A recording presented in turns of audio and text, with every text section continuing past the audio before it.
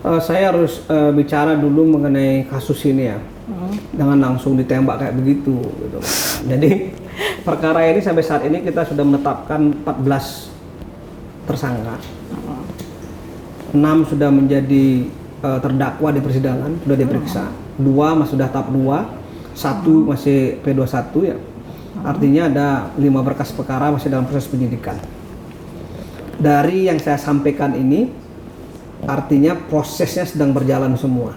Apakah menutup kemungkinan ada perkara baru? Bisa saja. Dulu pada saat ada 6 perkara aja juga rame kan, ini belum Pak, ini belum, kita tambah lagi rame, kita tambah lagi rame. Artinya masih bisa berkembang terus perkara ini. Ya kan? Saya sejak awal ngomong sama teman-teman media, apapun yang terungkap di persidangan, ya, sepanjang ada mempunyai nilai alat bukti yang cukup, ya, kita akan tindak lanjuti, kita akan klarifikasi, bahkan kita akan kembangkan menjadi penyidikan baru bila mana perlu. Gitu loh ya.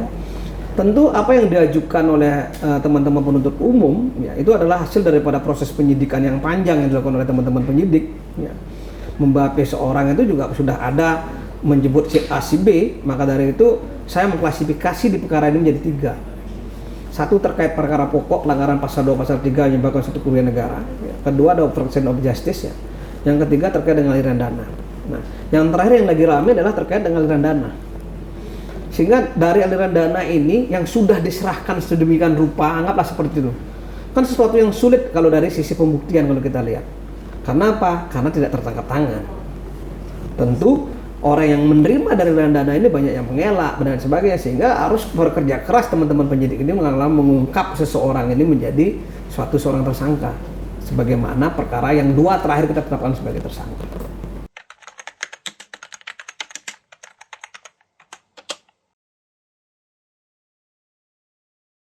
Tidak mendapatkan sama sekali yang aliran dana itu ya. Kita tidak pernah ada yang melakukan istilahnya secara langsung mengembalikan, mengakui, itu belum pernah kita dapatkan.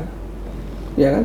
Kita hanya baru menerima informasi tersebut ya, karena ada dalam proses penyidikan mereka menutup informasi, tapi begitu dalam proses pengadilan dia baru kebuka seperti itu.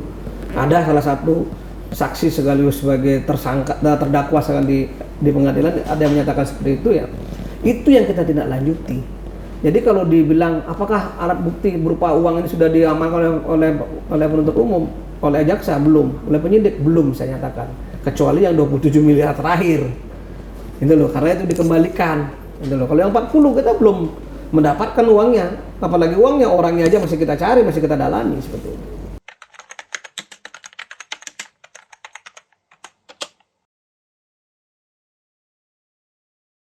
Masih kita dalami semua, ya kan? Kita nggak mau mengungkap keluar, oh ini nanti akan ini nggak. Jadi tugasnya Puspenkum ini adalah membuat statement, pernyataan sesuatu yang sudah ada. Kita nggak bisa berandai-andai, Pak siapa habis ini, Pak habis ini siapa, itu nggak boleh sebelum dinyatakan secara resmi dia sebagai pelaku tindak pidana.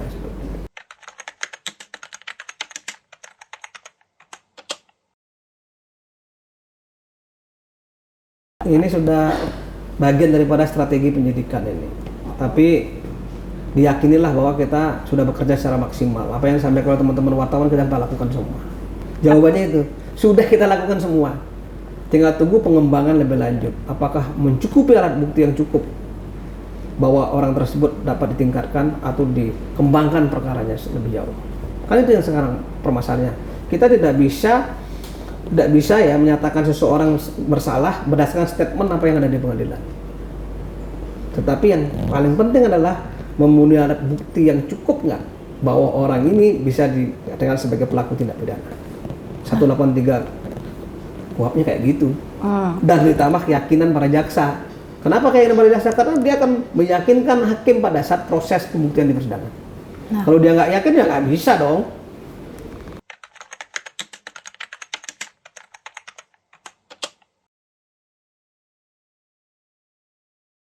Sangat diperlukan, bukan hanya yang disebut, terkait orang lain pun sangat diperlukan.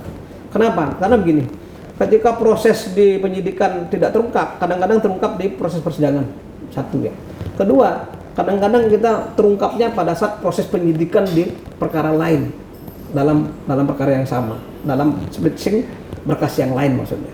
Kadang-kadang itu, sehingga itu harus perlu cross check lagi, perlu melakukan pendalaman lagi. perlu dilakukan kayak tadi. Ya, di mana pertemuannya, di mana penyerahannya, ini perlu kita dalami semua. Apakah nanti diperlukan orang yang dituju itu juga? Iya, udah pasti. Artinya apakah mau dipanggil? Iya, pasti kita panggil.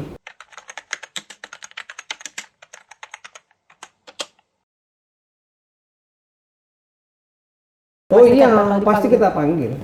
Okay. Karena mereka sebagai pejabat negara ya harus perlu izin dan sebagainya, maka perlu proses. Siap. Nggak bisa kita lakukan seketika kayak yang lain ya. Ini pejabat negara, jadi kita perlu hati-hati dan perlu proses.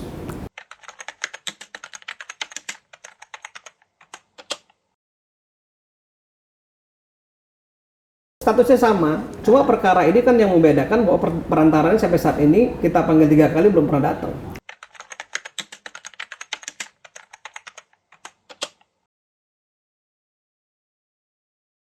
Semua yang terungkap itu kita panggil.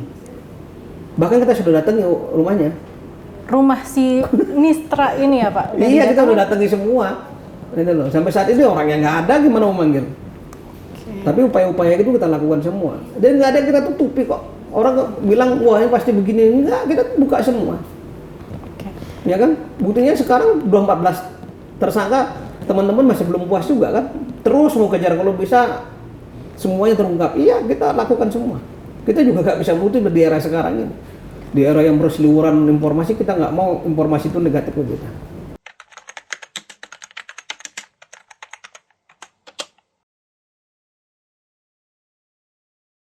Sudah dipanggil beberapa kali dan sampai saat ini mereka belum hadir dan belum orangnya nggak ada. Okay. Saya nggak tahu kabarnya kemana. Oh, masih belum terdeteksi. Pasti kita cari. Nah, itu dia termasuk yang dicegah dong Pak, dicekal kalau terkait. Ya pasti kita cari. Belum ditemukan. Ya kalau orangnya misalnya udah kabur kita cegah kan percuma. Oke. Ya kan untuk apa kita mencegah orang yang sudah kabur?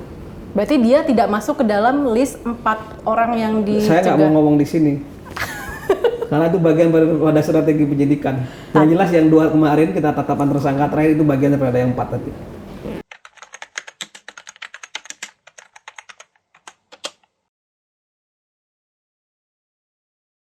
Ya, proses penyidikan itu bertahap, berjenjang.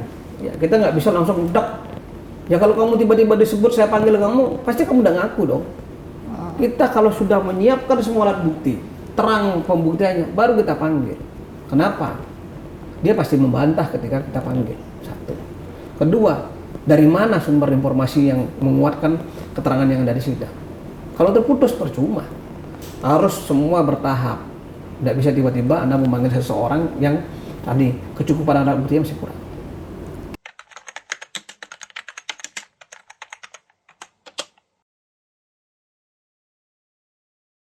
Kalau lagi nangani kasus gini, apapun bisa dijual kan? Ya kan? Nangani kasus ini yang besar kayak begini, apapun bisa dijual, apapun siapapun orang bisa ketipu. Cuma permasalahannya Pak Dirdik kemarin udah bilang, jangan percaya orang-orang yang bisa mengamankan kasus di kejaksaan. Sudah terang menerang kan. Buktinya upaya-upaya yang mereka lakukan tetap jalan kasusnya. Uangnya udah diterima, tapi kasusnya kan jalan. Berarti memang nggak ada karena yang begitu. Karena sampai saat ini mereka pun tetap juga ditangkap. Kalau kita ada hubungan sama sekali yang kepada yang bersangkutan, mana berani kita nangkap.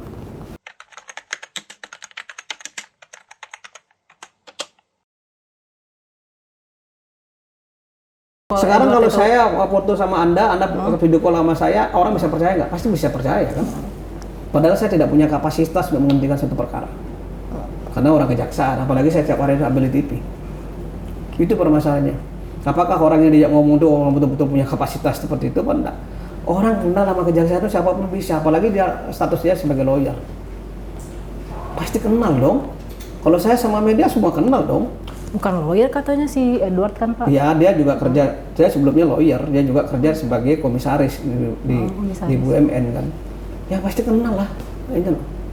Yang sekarang tanya media, ada nggak kenal Pak Ketut? Nggak, pasti pada nggak ada tuh. Nah itu permasalahannya, apakah dia memanfaatkan satu perkenalkannya itu untuk mengelabui orang lain, kan itu permasalahannya. Buktinya kalau dia yang kenal pasti ini nggak jadi. Kalau itu ada upaya-upaya perbuatan jahat sebelumnya pasti nggak jadi perkara ini. Tapi perkaranya kan ngungkap siapa kamu 8 triliun.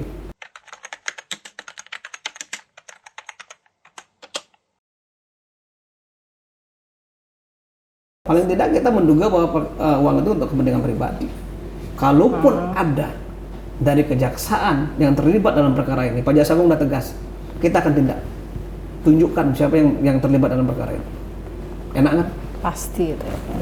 Okay. Kita nggak main-main di sini. Ini perkara gede, ya, perkara yang strategi nasional PSN. Ya, nggak bisa kita main-main di perkara apapun ya. Pak Jaksa Agung sudah tegas, siapapun yang terlibat dalam perkara ini, kalau ada internal kita tindak.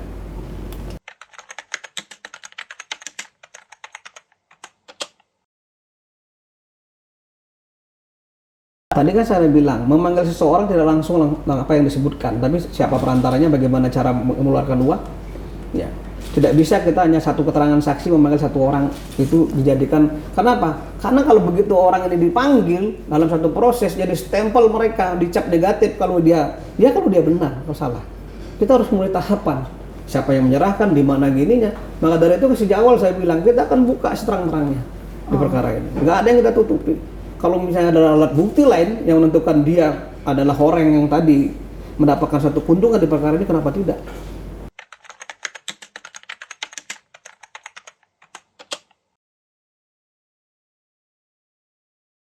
Kita mengenai perkara pokoknya kita selesaikan dulu, ya kan?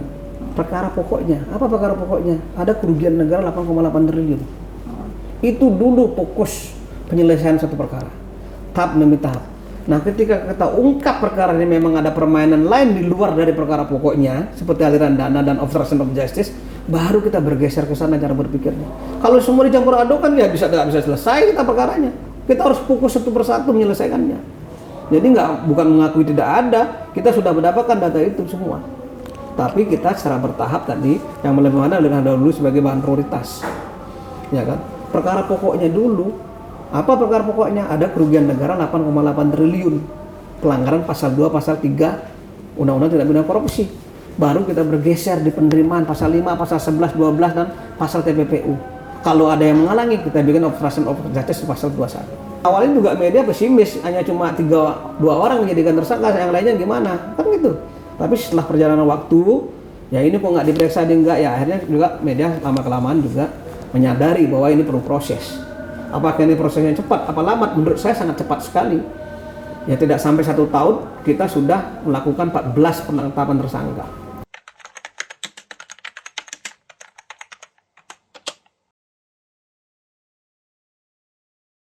Oh iya, kan kita udah biasa nangani perkara big fish yang kerugiannya triliunan. Biasa aja kok. Gitu. Kita jalani saja semua. Kita lihat perkembangannya, media harus bersabar, masyarakat harus bersabar.